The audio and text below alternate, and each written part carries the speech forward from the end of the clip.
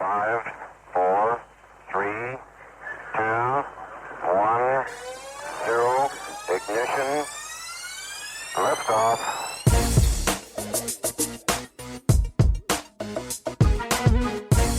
You're listening to the GHT Overland podcast.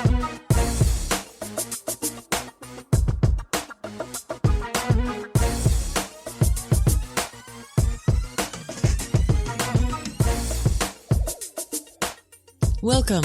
Thank you for joining us on the GHT Overland podcast. What do they say about knowledge? Knowledge is power. The more you know, the further you go. Ooh, do you write poems too? No. Like in the classroom, you listen. Correct. And exactly what we did this week. The one mouth, two ears approach, if you know what I'm saying. I think a full spectrum of tips and skill sets were covered this week with this week's guest. So let's launch the official intro. Launching.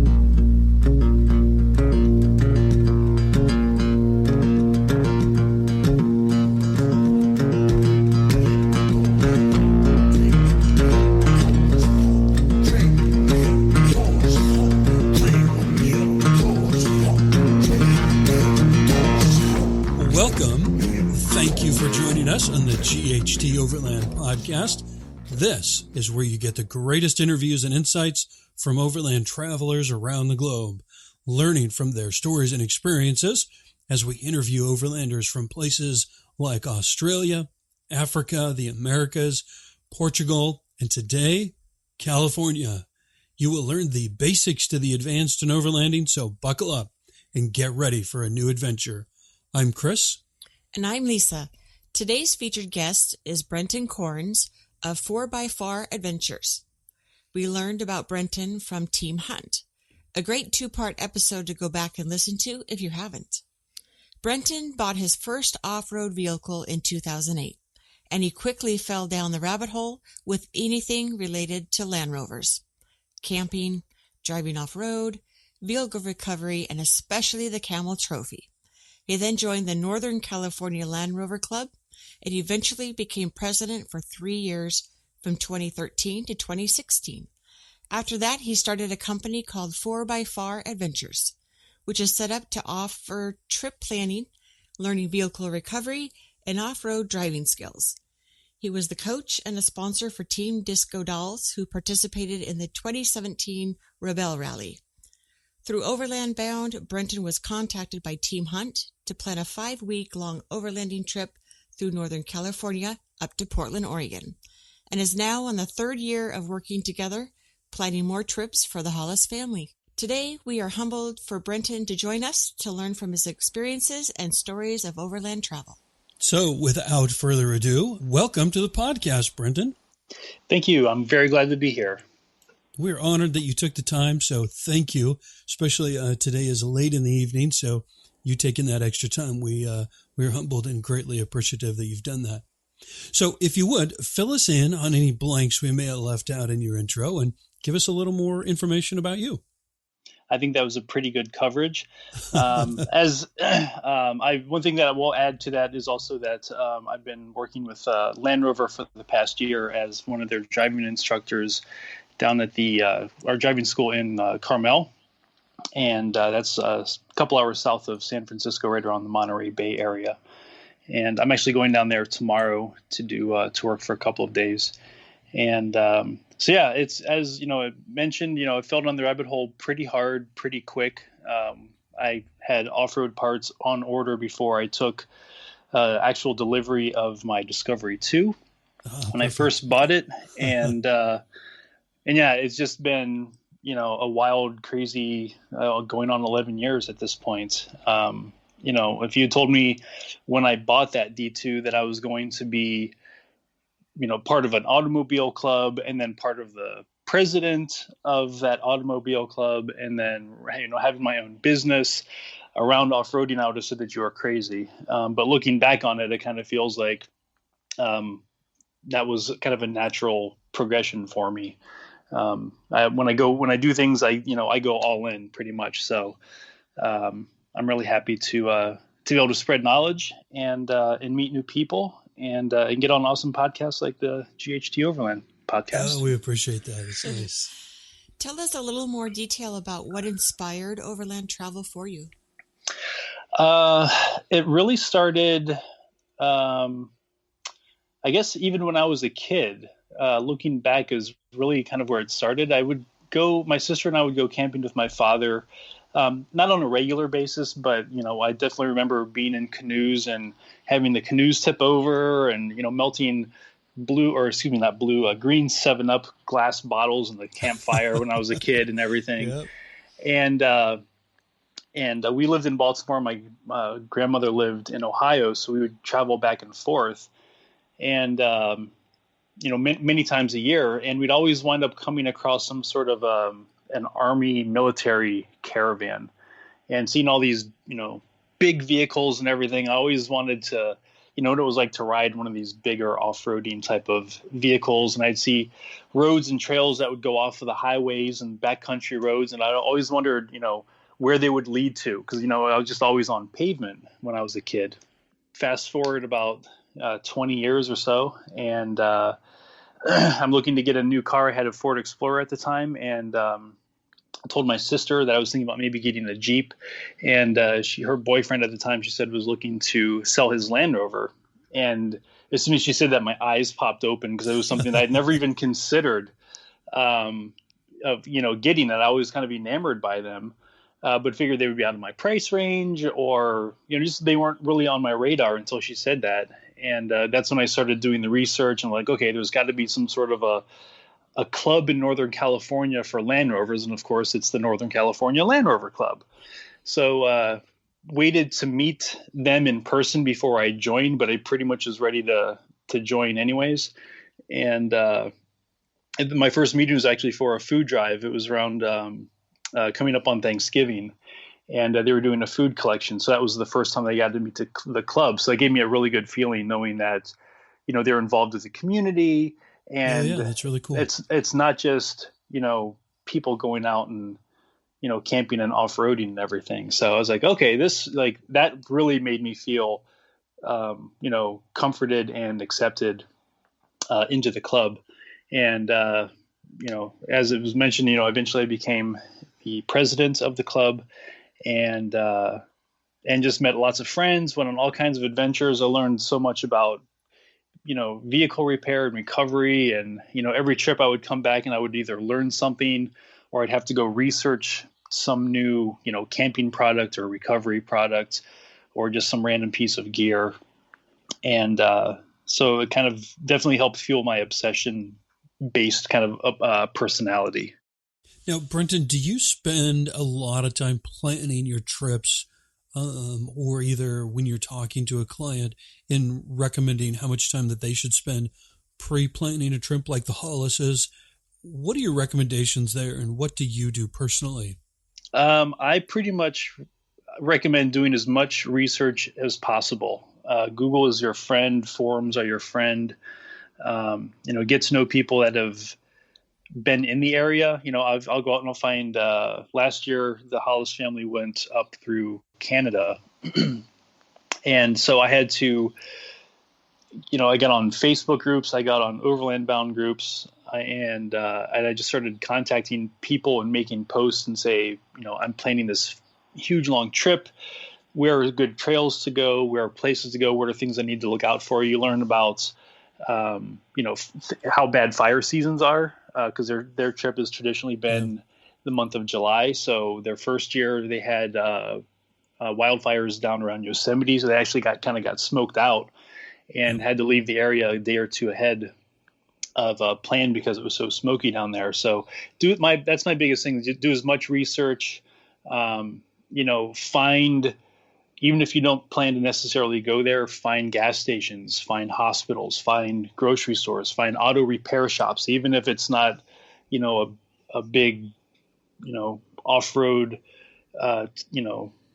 shop, just somebody that can, turn wrenches or order parts for you or something like that, just so you have that peace of mind. And I wound up making a road book as well when I started going on my trips. I started doing this about 5 years ago, just in case something happens, your GPS or your phone gets lost or dropped or broken.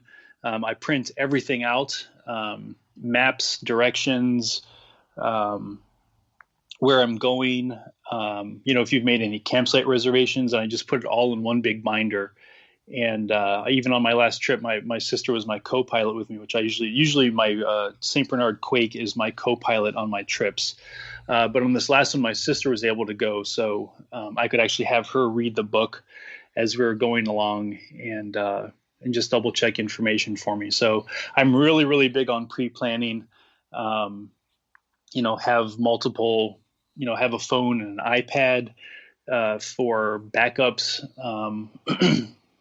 And that's really what it comes down to. There's only so much that obviously that you can prepare for, but going in for a long haul trip, you want to be as well prepared as possible. The 7 P's, prior, proper, planning, prevent, piss poor performance. So it's wow. old military Yep. phrase. And there's some friends of mine actually who started their they were at the Overland Expo, 7p.io.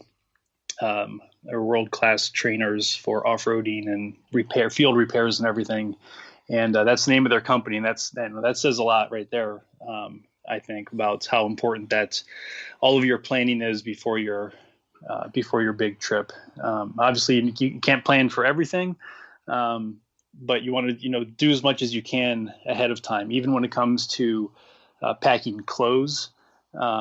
I'll carry pretty much all 4 seasons worth of gear with me. I may not necessarily bring gloves, but big heavy jacket, rain jacket, thermals, suntan, sunblock. I usually try not to wear sunblock. I usually try and wear, big wide brim hats, long sleeve shirts with built-in SPF protection, long pants and everything, just so my body's covered. And, I just never like that greasy feeling from sunblock. So, I try and mitigate that as well.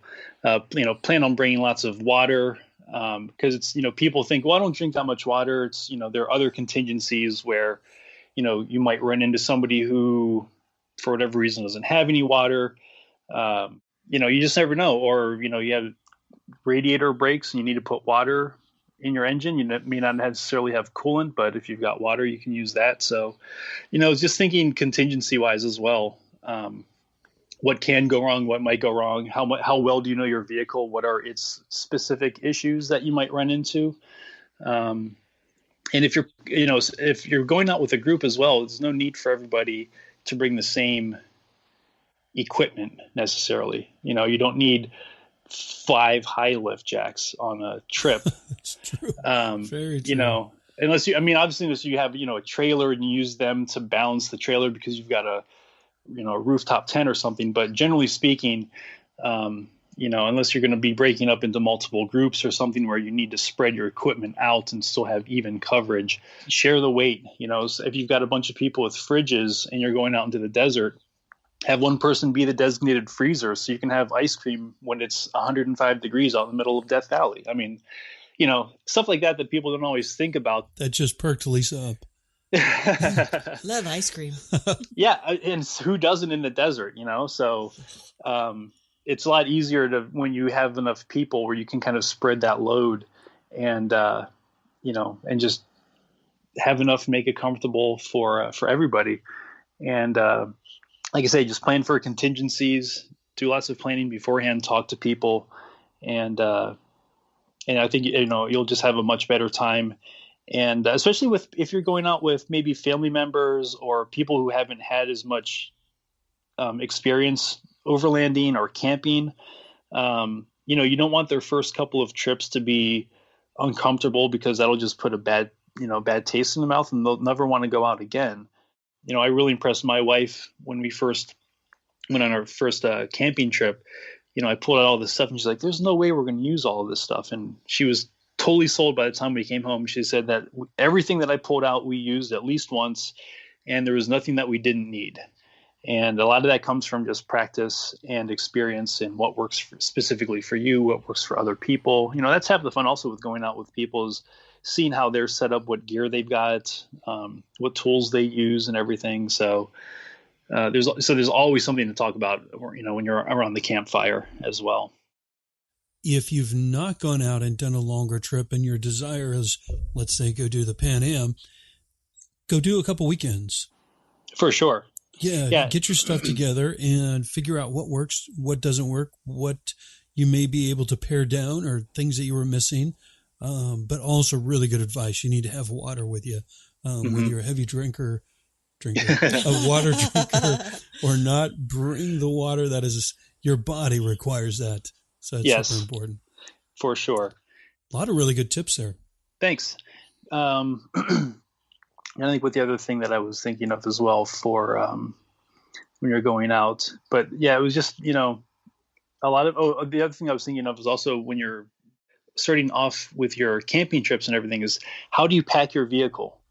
How accessible is the thing that you need the most? Because a lot of times you're like that gets put in the vehicle first and then you put everything back behind it. And then when you have to go get that item, you've got to unpack half of the cargo space to get to that one thing. So the order and how you pack things and where things are accessible can really make it a lot easier on you in terms of time and efficiency. And, there's always that point, no matter how well you pack everything and where everything has its place, there's times where, just from packing up every day, stuff does start to get scattered. So there are, in those longer trips, when you're approaching like a week-long trip, generally after about 3 days, you kind of need to take a step back and, okay, let's pull everything out and just kind of resort and go through everything and get it all back in its place. Otherwise, everything starts to get way too chaotic. At least for me, I'm as you can tell, I'm a very organized kind of person. So I definitely like to have things in their place and also that they go back to their same place. That's kind of the harder part, I think, of that is it's easy to know where it goes, but it doesn't always get back there. So, I think that helps a lot on the trail, just keeping everything organized where you can find it. It also makes it easier if you need to tell somebody to get stuff from your vehicle. I've got stickers on the side of my vehicle right where the fire extinguisher is on the front driver's seat down on the kick panel in front of me.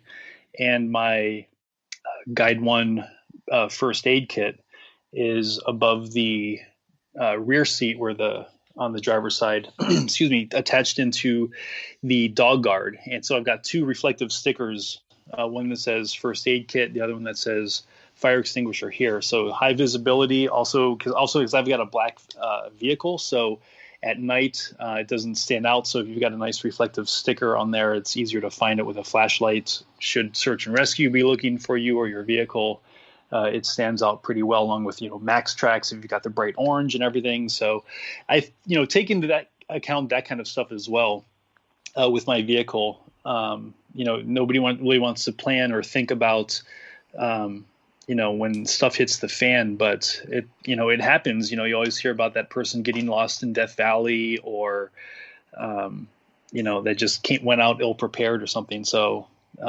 even small things like that, I think make a difference. And as I was mentioning, being able to tell somebody where the first aid kit is on the vehicle and just say, look for the sticker and it's behind that sticker on the body instead of, oh, it's on the driver's side, on the back, behind the seat. And it gets kind of confusing. And that's when, those two things, first aid kit and fire extinguisher, that's when seconds count when you need to get to that equipment. So I always make that stuff a priority as well, safety and training. I think that's a big thing that people forget about with, going out is, even if it's a 16-hour wilderness first aid class, know what to do, learn about the patient assessment check, know your ABCDEs. And, it makes you a better prepared overlander. There have been times where I've been out in Pismo and I've had to use my first aid training to patch somebody up who flew over the handlebars on an ATV on his birthday. His name actually was Brenton as well. It was the second Brenton I've ever met in my life. Yeah, not a common And name. I was actually doing a training for the Rebel Rally for Team Disco Dolls. We were out there. Okay. And guy came up and was like, hey, do you have a Band-Aid? And both of his shins were just dripping with blood because he had those metal spikes for your foot pegs. Ouch. And he was just in his shorts. And as he was going over, his shins just pretty much dragged and hit those metal pegs. So he was banged up pretty bad. Brenton, do you have like a specific training that you would recommend, maybe either in the U.S. or I don't know if you know any organizations outside the U.S. for our listeners to take a look into? For stuff like medical training, there's Knowles. They've got a really good system set up for anything from, like I said, the wilderness first aid to wilderness first responder up to wilderness EMT. For general off-road driving, there's a couple different companies out there. Obviously, there's mine, 4x4 Adventures, if you're in the Northern California area. Bill Burke, the 7P guys, any of the Land Rover driving centers. There's 3 of those in the United States. There's 4 in North America. There's one up in Quebec. There's the one in Carmel that I work at Quail Lodge. There's one in Asheville, North Carolina at the Biltmore State, and up in Vermont at the Equinox Center as well. It can be expensive for that kind of training, but it's also invaluable training. It's putting your mind at ease, having gone through what a winch sounds like and feels like, and what does it feel like to use a high lift jack when you're lifting your vehicle? How does it feel differently when you're lowering your vehicle with a high lift? People think they can watch a video on YouTube and they know everything about the high lift or something, but it doesn't actually, there's no physical, muscle memory that happens when you're just watching a video. So I always recommend people, get trained, practice with your gear before you go out. Never go out alone. Go out with friends to a local off-road park or something, and and just kind of take baby steps. You don't have to be on the Rubicon on your 4th day figuring out how to start using your winch or something like that, or how do you properly use a pulley block and everything. So doing those in more controlled situations with people who know about and how to use that equipment, and what you should look for as well in terms of equipment when you're making your own purchasing decisions, definitely goes a long way. And I think it's something that I think it's probably one of the more overlooked aspects of the overlanding scene. Everyone likes to put the gear and spend thousands of dollars on gear and their vehicle and everything, but when it comes to actually training and proper safe knowledge on how to use it, it's kind of like, I will figure that part out later. And really, it's the most important part, I think, is getting trained so you're safe and everybody around you is safe as well. Yeah, good points. So on your own personal vehicle, anything that we should go through there? Do you have a name for the vehicle or any specifics that we should learn about? I don't have a name yet for the new my new vehicle. It's a 2002 Land Rover Discovery 2. My old one was a 2001 Land Rover Discovery 2. The first one, I called it Rover Flow, for lack of a better word. And the way that the name came about was when I very, very first got the car and I wanted to start saving money for modifications for it. And I decided that every paycheck I would take out $100 or $150 or something like that and put it off to the side. So I got an envelope and I just wrote Rover, FLOW, like flow, like cash, on the envelope. And oh, okay, now I get it. After probably the second or third month of putting money in that envelope, I just kind of shortened it down. Like, I wonder if you could put that, like on a license plate. So I never got the name Roverflow on my license plate, but it was ORVRFLO. Okay. Was how it was going to fit on there. I now have 4x4 as my license plate, which I need to get transferred over to my new vehicle. And the name for the new one, I think that's, like anything good thing that's named, kind of just comes about naturally. And so I just have to think, my first real trip with the new vehicle was out to the Overland Expo, and this year I took Team Hunt to Horseshoe Bend and the North Rim of the Grand Canyon, and they split off and went with a couple, Brandon and Dina from Florida. They continued on to Zion, and then Team Hunt eventually made their way to Moab and then up to Salt Lake City. And I went on with my sister after the North Rim of the Grand Canyon. We went to Antelope Canyon X and the Toadstool Hoodoos up in southern Utah. And it turned out that this is kind of goes back to the planning part. That trip that we went on a couple weeks ago, anybody who was at Overland Expo will attest to how cold it was and how windy it was. Temperatures in that part of Arizona were anywhere from 30 to 40 degrees cooler than average. Everybody that I talked to, camp hosts and, park rangers and everything, they said that this seemed to be like about a once in a decade cooling trend that they have, not really had in recent memory happening. So, Mike Hollis had told me, he sent me a text message and just said, "Hey, it's freezing here at Expo," because we got there on Sunday. And so I packed extra gear. I already had, heavy coats and everything. But when I got that message, that's when I pulled out the gloves and everything like that. And the couple, Brandon and Dina from Florida, were kind of prepared for the cold, but not quite as cold as it was. So we gave them extra thermals and hand warmers and gloves and everything. So, their overnight sleeping in the Jeep when it was 20 degrees at the Moat Campground was better than they had expected, actually. So that's quite a change, though, coming from Florida. And then yeah. Well, everybody thinks, when they go to Arizona, it's going to be hot. Right. But when you go up to that high desert, you're at 8,000 feet. Yep. And, I was with my mom in Scottsdale, and they're about 2,000 feet. So it was easily 10 or 15 degrees warmer where they were. So again, a pair of gloves and a hat doesn't take up much space. And the mental kind of warmth and physical warmth that it gives you when you have that gear in those situations where you don't necessarily plan it, it just makes for such a better trip. And everybody has a much better time, and you're not as miserable. Yeah, smart to go prepared. Yeah. Plan ahead. Tell us about your cooking setup and any recommendations you have for our listeners for putting theirs together. Let's see. My cooking setup it's changed in the past few years. For the longest time, I had I believe the company is Alte. It's I can't remember, but it's I had a dual burner. It was a single, like a range top burner, and then a grill on the other side. Most of them are like a dual burner, but this one I could actually cook steaks on and everything. And I used that for a long time. And I also have a jet boil. The jet boil, I think everybody should have.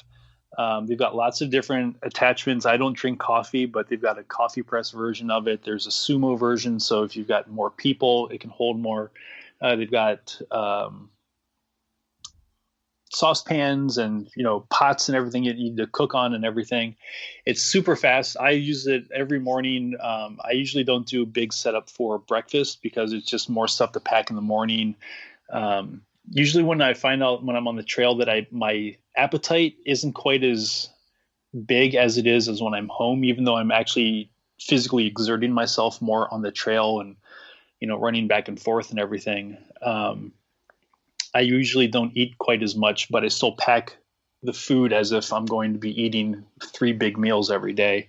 My breakfast usually consists of just oatmeal, so the jet boil is perfect for that. And for bigger stuff, I do have a Tembo Tusk Overland Bound Edition Scottle that I won at the Overland Bound rally a few years ago. And that's really changed the way that I approach how I cook and what I eat. Because it used to be with my stovetop, I just had a little pan, and the grill eventually it warped, and the nonstick surface kind of wore away, and so it was harder to cook meat because it would wind up sticking to the grill. And so the Scottle kind of came along at the perfect time. And it also freed up, which I didn't even consider this until I used the Scottle for the first time. It freed up my table that I would always have my stove on, and then it would be too hot or greasy or something to move when it was time to eat. So I just used kind of the corner of the table, but now I have the entire table free to cook and prep and everything. So that itself has made it really nice. And the fact that with the Scuttle, it's got the lid. So if it's windy outside and you're by the dunes and the beach, your food isn't getting blown in with a bunch of sand and grit and everything. And also cooks a lot faster because you can, add just a little bit of water and basically almost steam cook your food. So it keeps any sort of meat, keeps that very juicy. It cooks faster. That means that you're using less fuel. I put the Scuttle, my REI fold-out table, all the spatulas and tongs and paper towels and everything that you basically need for an entire dinner and camp kitchen, all fits into a Pelican 1650 case. Getting the Scuttle took a long time to get the disc into the case. It's technically a little wider than the case, but if you put it at an angle with one corner down in the front corner and then tilted back up to the hinge in the back, you can close the lid and store all of the legs and everything inside the case. Now it's very heavy, of course. I'm 6'4", and I can still get the Pelican case on top of the roof rack, even with 33-inch tires and the 4-inch lift on top of that. So if you're, shorter, you may want to figure out, I wouldn't know how to pack the Scuttle otherwise. Obviously, that's not something that you would want loose in the vehicle because it weighs so much. But the Scuttle's been great. You can. Usually I'll like to cook something that takes a long time. Like let's say if I'm making a breakfast burrito, you cook the bacon or whatever the meat is, bacon or sausage first. Let all the grease cook out of it. When that meat is ready, move it off to the side as like a ring to one of the cooler areas of the Scuttle disc. And then you can put your potatoes, hash browns, whatever it is that you want to put in there. You fry those in the grease from the bacon. And when that's ready, you kind of push everything off to the side again. You put the tortilla down on there. It gets warm. You put the cheese on to melt it. You throw everything back on. You put all your toppings on there, and you've got a breakfast burrito. The Scuttle's perfect. You can cook for 5 or 6 people pretty easily on that. They do also make a smaller tabletop version of the Scuttle as well. With the disc is probably half the size and the legs are probably 12 inches tall or something like that. It does use a different type of fuel than your normal propane tank. So that's one thing to keep in mind if you want to use the smaller Scuttle. That's pretty much been my setup for all of these years. It really worked for me.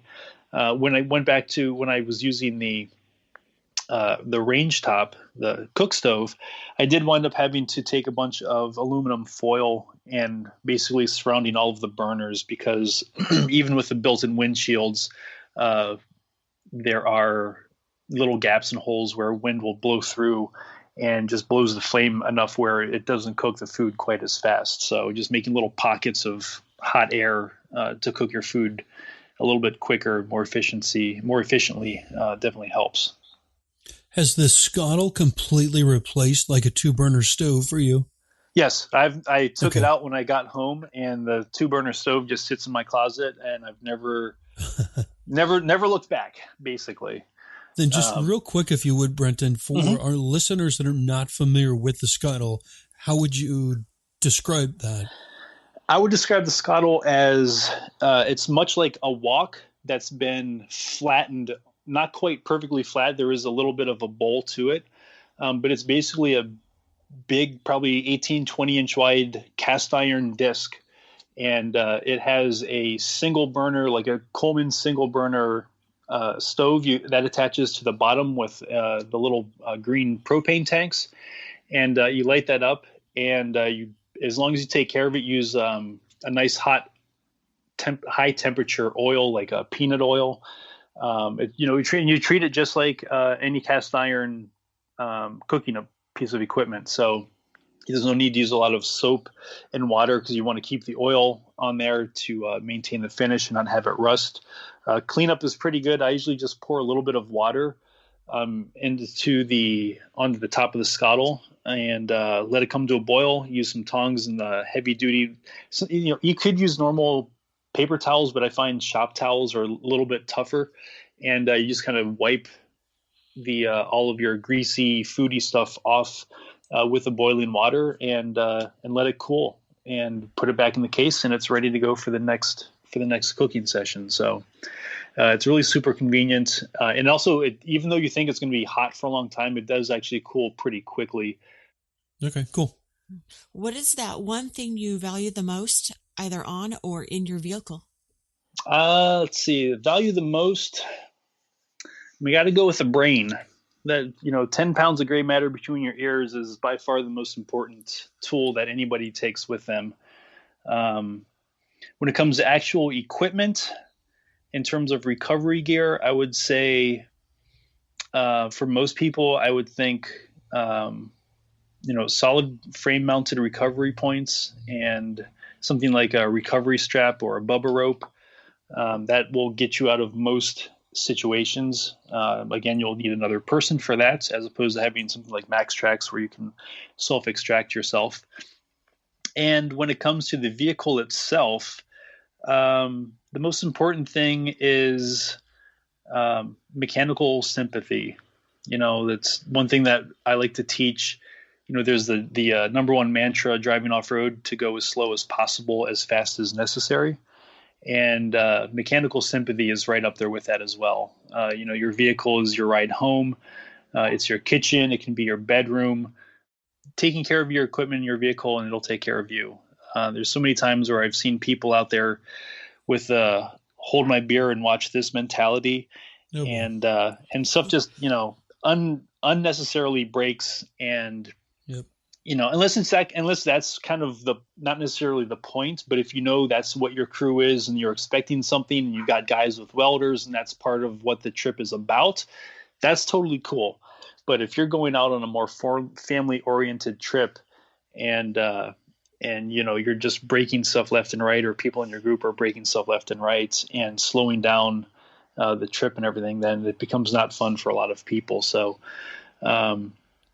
yeah, just, be mindful of who you're going with and what type of trip it is. And, if you're going out with a new group of people, don't be afraid to ask, what should I expect on this kind of, sort of trip? And you may have to bow out, if it's not your kind of trip, or your vehicle's not set up for it, or maybe you don't have the experience, ask to ride with people. I did that on my first Rubicon trip. I wanted to take pictures, and, Tim Scully was our guide for that first trip. And I wound up shadowing him, and he brought an assistant named Maureen with him. And I shadowed them both that entire trip. And that's really where I started to learn how to do spotting. I probably walked half to 3/4 of that trail. And the other, quarter was just, my mind was blown at how difficult that trail was. This was back in 2009, before they kind of paved over a lot of the Rubicon. I think they did that about 4 or 5 years ago. So, there's so many facets to off-roading and overlanding, and sometimes it can seem overwhelming. So I think a lot of people just kind of need to, pick one thing that seems like it's up your alley, and just go explore that for a little bit. Don't let a lot of other people persuade you into thinking that you need to have this sort of gear, or you need to run this sort of tire, because it's all, it's a personal choice. And obviously people have experience and, can steer you towards a good product or away from a bad product. But, it all comes down to what makes you happy, what works for your specific type of trips and overlanding that you like to do.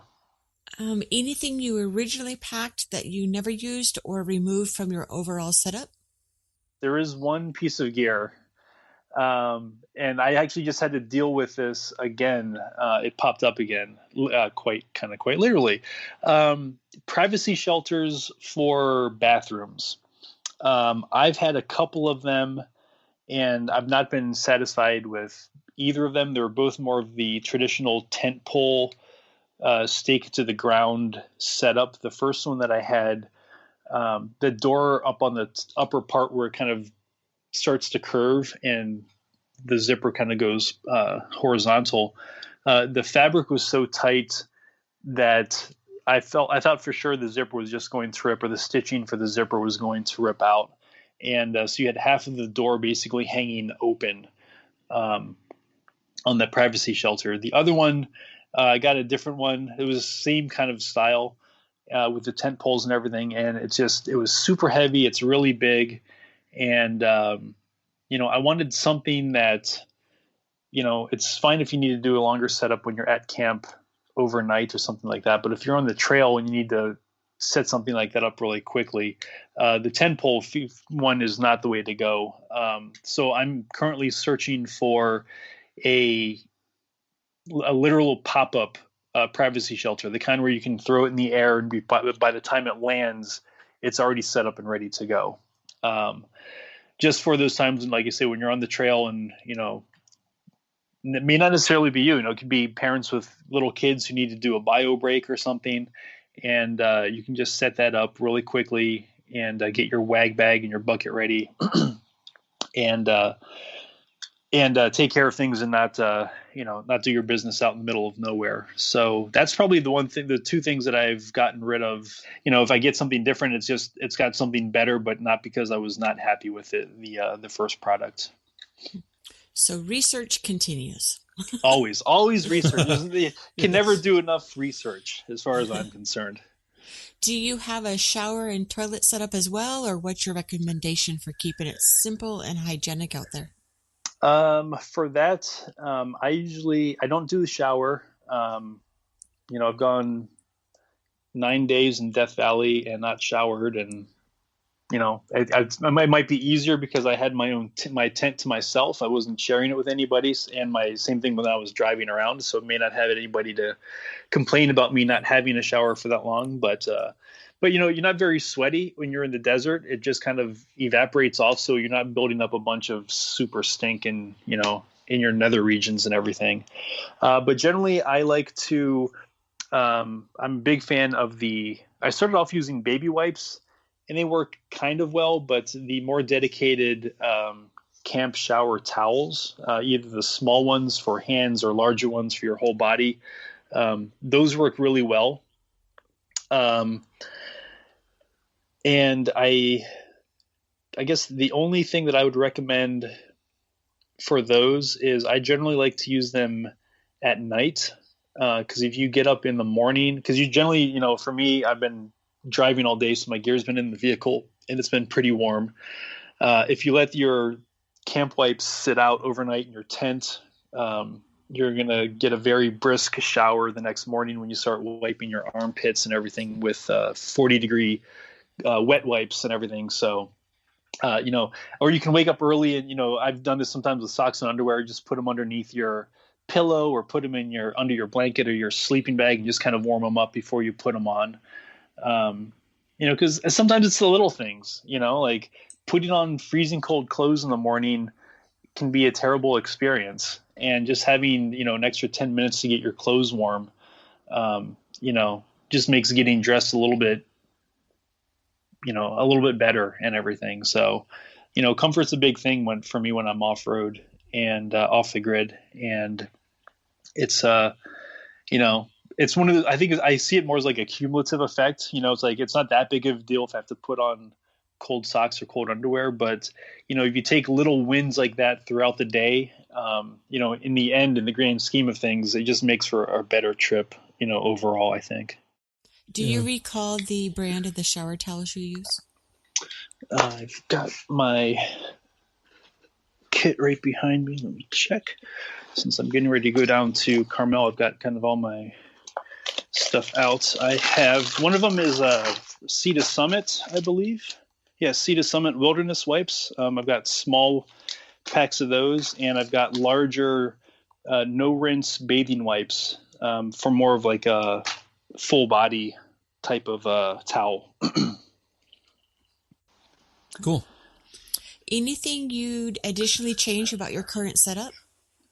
At this point, I just want all of my old stuff moved over to the new setup. For my trip out to Arizona, the biggest thing for me was to have the vehicle set up for camping. So having the roof rack on there, except I've got an Oz10 RV5, so that has to go up on the roof rack, and making sure that my cargo area was set up. I need to have my tools, my spare parts, CO2 tank, and fridge are kind of the big major components in the back of the vehicle. The one upgrade that I did do for this trip was I upgraded to the ARB fridge slide. I had an old kind of a DIY slide that a friend of mine made, which worked great for many, many years.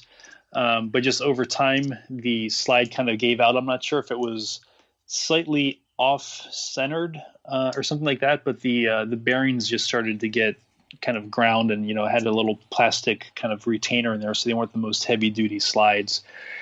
And when I was moving over everything to the new vehicle, I did not want to have, and I did not want to install a piece of broken gear and drill holes in the floorboard, and then have to come up with some other sort of remedy or fix for it. So I bit the bullet and bought the fridge slide, and I wasn't sure if it was going to fit and everything. So I was kind of a little nervous there because it was coming up a couple weeks before the trip, and I was like, this is kind of my only solution. Like, if this doesn't work, I'm not sure what I'm going to do. Just ratchet strap the fridge down to something.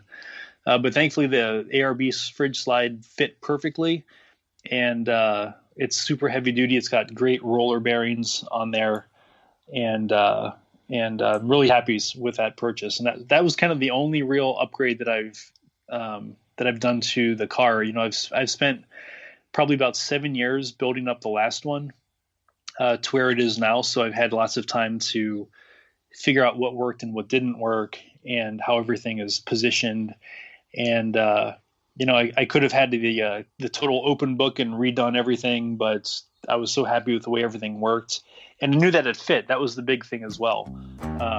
People ask me, why did you get another Discovery 2? And it's like, well, I've got tens of thousands of dollars of parts invested already, and the parts are fine. It's the engine on the old vehicle that's the problem. So